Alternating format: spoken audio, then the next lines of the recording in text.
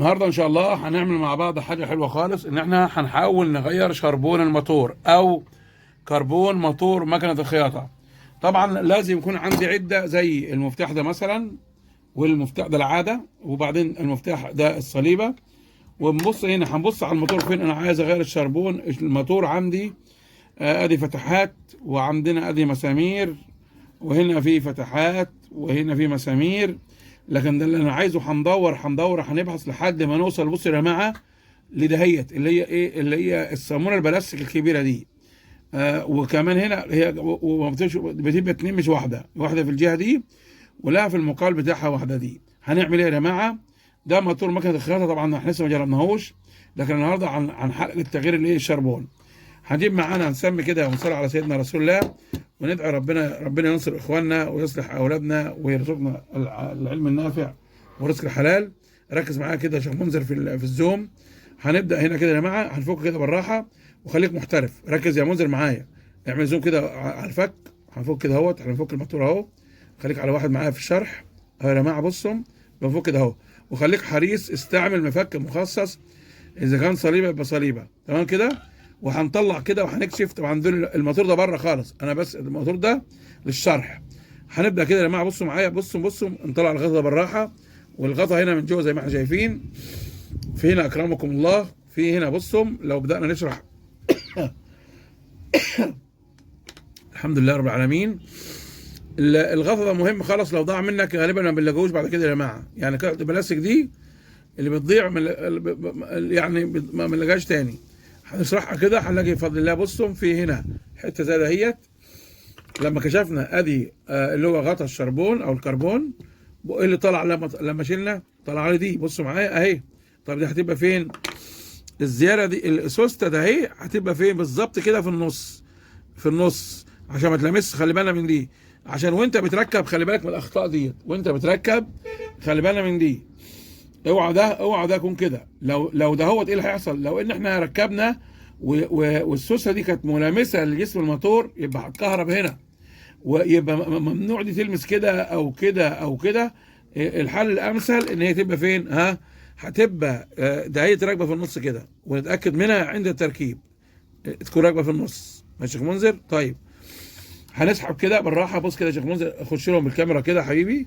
هنسحب كده بالراحه اهو، هنسحب بالراحه اهو. بص الله اكبر، شايفين كده؟ هو ده الشربون او الكربون اللي موجود عندنا في موتور مكنه الخياطه، موجود في الخلاطات، موجود في معظم المواتير يا جماعه. الشربون ده اللي هو ماده الكربون. بصوا معايا اهي. طب هو كده يا شيخ، هو كده هنغيره امتى نغير الشربون ده اهو؟ لما نيجي نشغل الموتور ويبقى هنا في عندي نور احمر غريب هنا، مش ازرق او اخضر، مش نور ازرق. لو النور ازرق بيبقى طبيعي، النور بدا يحمر كده عامل زي البوتاجاز اللي بيهبب كده، يبقى هنغير. طب بص كده يا شيخ منذر، طول ده حوالي يا اولاد، دي طولها حوالي يا جماعه، طولها كده مظبوط. الشربون هنا يا شيخ منذر طوله مظبوط، يعني بتبقى وهي لسه بحالتها بيبقى طولها في حدود يا شيخ منذر. هنا يا حبيبي اهو طولها اهو، انت معاك المزوره، يعني طولها بص في حدود 1 سنتي، 1 سنتي ونص. ده كده لسه لنج، تمام كده. طيب كلام جميل خالص. هنركب كده، هنبص كده يا منذر اهي، هنحطها مكانها كده يا جماعه بالراحه، وخليك حريص اهو يا شيخ منذر. بص كده، حاول تنزل. بص يا منذر، هي بتلمس فين؟ بص شايفين معايا؟ بص هنا يا منذر، ركز هنا الضوء. هي بتمس فين في الموتور اهو؟ بص جوه جوه جوه جوه. طبعا لو عملنا كده والكهرباء واصله هتكهرب، خلي بالنا من دي. بص معايا يا منذر، يا رب تكون صاد ايوه خليك معايا كده حبيبي اهي. شايفين؟ بص اهي. شايفين ده الشيء اللي بيدور جوه ده اسمه الكوريكتور او بتاع الالكتروني بتاع الموتور. بصوا كده، هي بتلمسه، بتكون ملامسه ليه اهي اهي اهي. جميل يا منذر، ربنا يبارك فيك وفي تصويرك. يبقى هي بتركب هنا، ولابد تكون ملامسه اهو. باين اهو. لابد تكون الشربون مش السوسته. الشربون يكون ملامس دي مش السوسته. طبعا لو سوسته لامسه هتبوظ الالكتروني بتاع الموتور ده، الالكتروني بتاعه او الكوريكتور بتاعه زي ما هو. هنقلب الجهه الثانيه كده يا شيخ منذر اهوت حبيب بابا اهو. ومعانا طبعا بسم الله ما شاء الله، معانا الموتور ده قديم لكن حلو خالص اهو. بص بالراحه، وبلاش عافيانه. العافيانه هتبوظك، ودي اهم حاجه عندي في الموتور، فحافظ عليها اهو. بنفك، صلى على سيدنا رسول الله اهوت. بصوا بالراحه بالراحه اهو على رسلك واهوت. تمام التمام. اظن طبعا ده زيرو، ده ايه؟ ده زيرو. بصوا بعد كده خلي بالنا من دي، هنسحب دي. وطبعا انت كده في كل الحالات شايل الفيشه من الموتور، لان ده كده يموتك، كده هيموت. هنسحب دي بالراحه كده اهو ونشوف. بص يا جماعه، وين قد الشربون بتاعنا اهو، والشربون بتاعنا حلو بسم الله ما شاء الله.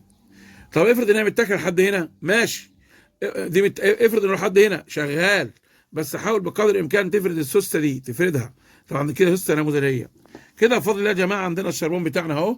انت بتشتري 2 زي دول من عند بتاع بتاع مكن الخياطه او بتاع طلبات الخياطه، هتقول له عايز شربون الموتور. هركب تاني كده يا شيخ منذر اهوت. هنبدا طبعا ما فيش يمين وشمال، الكل يركب مكان كله يا جماعه. هندخلها بصوا العريض في العريض، ولابد تكون معاك انسيابيه كده، انسيابيه ما فيش فيها ضغران اهو. وهنجيب اللي هي الايه الغطا الكفر بتاعي اهي. هنكون كده لو لمس هيكهرب المكنه كلها، وكده هيكهرب المكنه كلها. هنكون بقدر الامكان حريص ان السوسته دي فيها كهرباء، هنوصلها هنا كده في النص في المنتصف، ونركز كده يا جماعه، ونبدا نربط واحده واحده واحده واحده واحده واحده بايديا مش بالفك، واحده واحده اهو.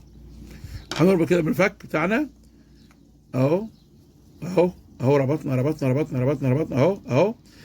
طبعا انت ممكن لو المكنه معاك ما اشتغلتش وانت بتقطع اعمل لها كده خطين كده. وهروح على الجهه الثانيه اهو. هنجيب الشربون بتاعنا او الكربون اللي هو بيلامس العضو الداير، وهننزله. بصوا يا جماعه في مش كده غلط، كده غلط في اهو في المجرى بتاعته اهو اهو اهو. ركبناه وهنجيب الكفر بتاعنا. خلي بالنا اوعى يلامس تاني، بنعيد اوعى يلامس جسم الموتور، هيكهرب المكنه كلها. وتقول يا رب المكنه بتكهرب منين؟ بتكهرب منين؟ اهو اهو. دي هنحاول ندخلها هنا اهو اهو. وهنربط كده يا شيخ منصور اهو اهو اهو. حاول بقدر الامكان بالراحه كده. لو حسيت ان في حاجه صعبه في الرباط، لا فك، ارجع تاني عشان ياخد السن الصحيح. جامد معايا اهو. بصوا كده مش مظبوط معايا، انا عايز اخد السن الصحيح اهو. يا ريت يبقى بايديك، يا ريت اهو.